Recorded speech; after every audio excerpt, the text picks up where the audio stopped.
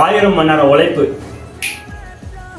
எப்படிங்கிறதுலாம் முடிஞ்சிச்சு. நான் என்னோட 250 வீடியோக்களை டெலிட் பண்ணிட்டேன். எல்லாத்துக்கும் நான் பண்ணதுதான் காரணம். 7 நாளுக்கு முன்னாடி நான் சுகர் சேலஞ்ச் எடுத்திருந்தேன், நோ சுகர் சேலஞ்ச். ஆனால் அதை நான் இன்னைக்கு பிரேக் பண்ணிட்டேன்.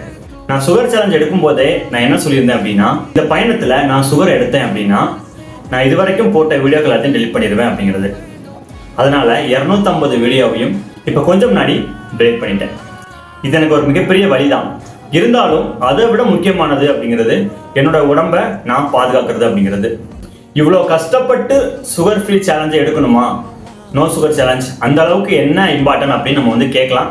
ஆனால் அதை நான் வார்த்தையால் சொல்லி விளக்குறத விட வீடியோவிலேயே எனக்கு என்ன நடக்குது அப்படிங்கிறத நான் காமிச்சா மட்டும்தான் அது உங்களுக்கு ஈஸியாக புரியும்.